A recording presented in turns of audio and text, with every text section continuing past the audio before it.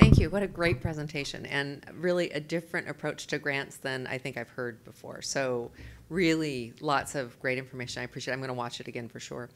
I'm interested in the concept that you outlined where grants are really part of your strategy around communications and your financial strategy as well. And so obviously it is for your organization. But have you also expanded that to that it's part of your partner organization strategies? And if so, then how did you affect that change? It increasingly is part of our strategy. So let me, and how do we affect the change? Let me give you an example. And again, historically, we're predominantly supply side of the workforce equation, not so much demand, although now we're doing more demand-related work than ever. But if I were to focus strictly on supply side, in our, we have an older worker strategy right now, another youth offender grant. We were able to do that because of all the CBOs essentially came to us, community-based organizations, and said, we think we want to do this. And we'll work with them and have the conversation of why. What are your metrics? How are you communicating this to your constituencies to market it and know it's a value? And then we're able to do the same marketing and outreach, and then on their behalf start to look for grants. So on the supply side, it's been working great. I would say on the demand side, in our partners with, at the beginning of my presentation, I talked about the number of grants we've received, the 7 of 15 federal and whatever it was, 7 of 20 private. On the train ride down this morning, I started culling those. I hadn't done this before, by the way. You'd think I would have. It was really fun. I started culling those for how many times in each of those grants was there an economic development link? And it's probably something like 60%. It's not in every one of the grants, but it's really high. And that's working because our organizations and partnerships with, for instance, Enterprise Seattle, we're in alignment. We're jointly working on the same sector cluster-based strategies. And we are not job creation experts by a long shot in a workforce development council. We're a training organization, but it doesn't make sense unless we're identifying where the jobs are and training for those jobs. And that's why we need partnerships with our economic development shops, working on the same grant strategies, the same messaging, and the same linkage. So it's mostly through a lot of conversations, and because we're doing the volume of grants that we're doing, it's happening by implementation of just doing the work. Hi, Steve. Hi, Dan. Thanks very much for that presentation. It was great. I've written several federal grant proposals with much less success level than yours, but last year I was asked to be a grant reviewer for one of the agencies in Health and Human Services, and it was a real eye-opener, I'll tell you. Not so much from the big picture, but you were saying you have to read the solicitation a lot and really understand what it is they're looking for. And so in going through the grant proposals that we received, you would find some things that just ignored some of the requirements, and the reviewers would say, yeah, they didn't do that, but that's no big deal, just let it go. And then the other things, they would say, they didn't include an apostrophe in, it was literally that nitpicky, take points off. So my question is, do you get a sense after a while of where you can slide a little bit and where you can't, or is it you follow all the instructions and hope that? Yeah, it's a great question. You always wonder who's really reading those things in that dark office, right, back in the basement somewhere. By the way, Steve, I wasn't referencing you earlier at all when I talked about my stereotype of a grant reader. We try and write to the best of our ability to the exact specifications of the solicitation, down to the commas. So when you get a federal solicitation, by the way, they list the main topic areas for the sections and then each sub-bullet, and the sub-bullets can go on, but each of those sub-bullets is a question. We create a grant boilerplate first before we write the narrative with all the questions in the grant.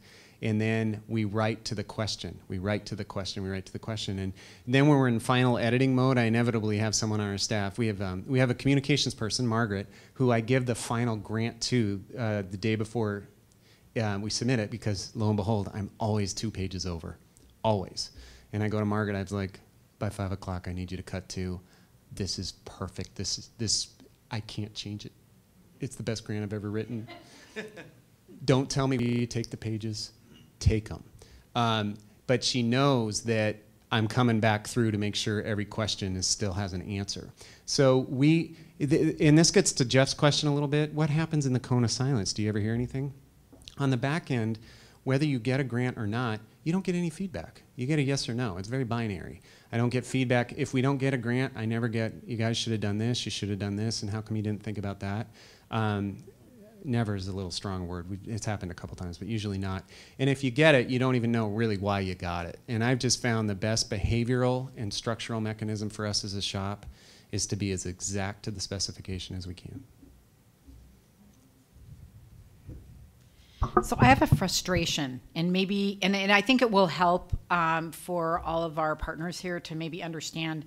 So we have, you know, the federal, we have the family grants, we, you know, have all of this. And then we have the opportunity in workforce development to get sometimes some discretionary dollars from the state of Washington. And so recently there was all this money, and we applied, and we live with our economic development folks, and on, and we believe really strongly in having someone else do something that they're really good at. And so as part of the grant, we wanted our EDC to get, I don't know, it was like $30,000 as a part of the grant so that it could be successful. And we did get feedback from the state that said, how dare you spend any money with economic development? And I mean, we went really in the midst of retooling, in the midst of, you know, where the governor has talked about us going, where this makes sense in what we do. And so we know that if we had not put that $30,000 in there, we would have gotten that grant. And we were of, I think, like the 3 who didn't get any money in the state. And it was because we partnered with economic development. And they felt that what we were told by staff was that economic development should do that for you for free. And no. So I don't know if you can, I mean, because when you had discretionary dollars, that's really where you get to do some of the cool stuff that we've been talking about the last couple of days. Yeah, and discretionary dollars are great. They're the dollars that aren't quite so much in the box of writing to the exact specification of the solicitation and behaving that way. But they are going down for workforce development, and they are the dollars that we can use to innovate. I have not had that specific issue come up in a grant strategy.